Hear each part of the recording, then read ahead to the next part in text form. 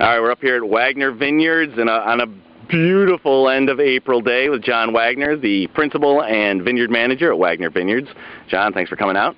You're welcome. Thanks for coming down, checking it out. We're going to demonstrate today and talk a little bit about one of the many infinite processes associated with winemaking and vineyard management and farming that a lot of folks are oblivious to, and that is called hilling it up and dehilling. Dehilling, yep. The technical terms. So we got this hilling it up thing. What's the point in hilling it up? Well, most of the new plantings in the Finger Lakes have been vinifera plantings. The vine is grafted. So we have the Scion, which is the type of variety of grape that we're looking for. This is Riesling, clone 90 in this row. And then down here below the dirt, we have a graft union, and we have rootstock below there.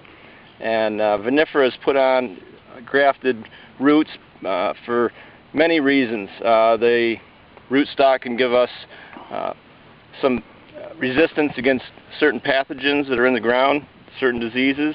It can give us drought resistance, tolerance for other things as well. So almost, I would say 95 to 98% of the vinifera that are in the Finger Lakes are grafted. That graft union is quite susceptible to some winter damage, particularly when we get drastic temperature swings. For instance, in 03-04 we had a very warm December in the 60s, and then it went down to 12 below zero in early January, and that type of a temperature spike can cause a lot of damage to these trunks. The vinifera, they make great wine, but they're a little bit ill-suited to cold temperatures. A little wimpy. They are a little wimpy. So we do a lot of things to mitigate the risk. And one of those is in the fall, once we've harvested the grapes and the vine is dormant, we come through, we gather dirt from this area out here where there's a small depression, and we pile that dirt up around that graft union. And what that does is it provides insulation for the graft, and if you, even in the wintertime, if you go down in the earth, you've got, like 50-degree temperatures down in there. And that by connecting that down to a big mass that holds some heat through the wintertime, we can change the temperature that this graft union sees. And sometimes it's only a few degrees that you change it, but that could be the difference between healthy trunks and winter damage down here. Another thing we do to mitigate risk is we have multiple trunks on a lot of these vines. One of the terms is called spare parts viticulture. So we like to have trunks of differing ages on the vines, so that sometimes we'll see winter damage in one trunk but not in the other two, so that allows us to eliminate that trunk and train up a new one. This is the renewal. So you see this is a 1-year cane that's been tied up, and next year that'll have nice canes on it, and one of these trunks can be cut out and replaced. If necessary. If necessary. So we're always rotating through these trunks and trying to get trunks of multiple ages and kind of hedging our bets with multiple trunks. So you say, okay, we've hilled it up. Now why don't we leave the hill on there? Well, the Scion, if you pile dirt against the Scion, it will form its own roots. And eventually the roots on the Scion will overtake the roots on the rootstock. So each spring we come through, we take that dirt back and we pile it back here where we gathered it from, out here in the center, to expose that graft union so the Scion doesn't form roots.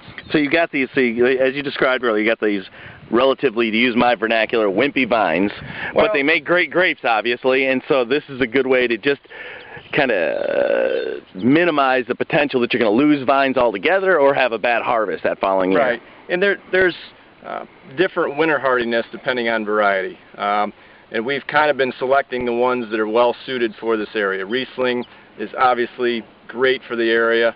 Cabernet Franc shows some more hardiness, where Merlot tends to be a little bit on the, it's a little more susceptible to winter damage. Gewürztraminer can be a little bit more susceptible to winter damage. So, as a whole, I think the industry here in the Finger Lakes is kind of honing in on what varieties do well, both for wine quality, and obviously we've got to be able to grow it sustainably.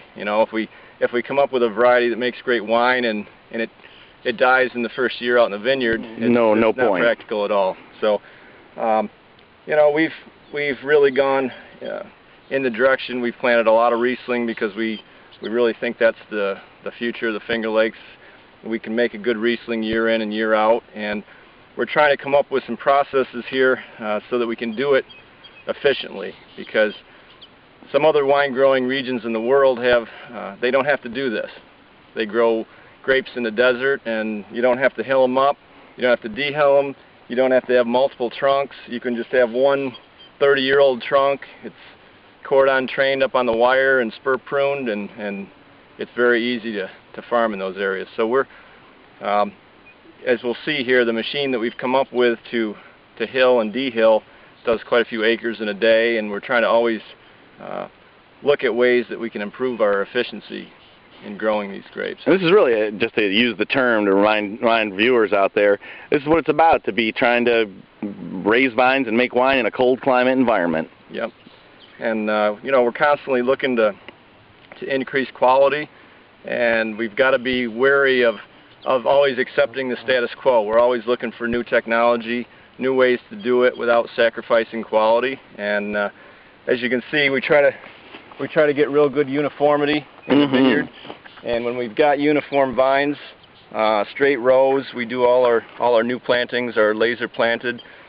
So those features really enable us to do more mechanization in the vineyard. And when you can mechanize, it's not an evil term. Some people think if you're mechanizing, you're taking shortcuts. No, evil. That means I don't have to pay as much money for a bottle of wine. Am I right? Yeah, that's about as good as it gets. We look at it as we've got to stay competitive with the world market, and we've got to be efficient at doing things. We've got to have uniformity, and always be cognizant of keeping the quality up. John, if you're perfectly straight laser rows enable me to buy a bottle of your Riesling for $1 less, I'm all about it. Yeah, well, great. All right, so let's go down. We're going to go down to the tractor now, okay. And you're going to show me, and we'll give the viewers a terrific view of the lake while we're doing that. Okay. And maybe I'll even get your sister in on the shot, because I know she likes to be on camera. All right, I'm kidding. Oh, there's Laura Lee, one of the other principals, daughter of the infamous Bill Wagner. And here we have the tractor. This is a multi-purpose unit. We featured this vehicle before, right, when you were showing me another process at some point. Yeah, I think we were... Harvest, maybe? Might have been harvest, or it might have been hilling. I can't remember which. But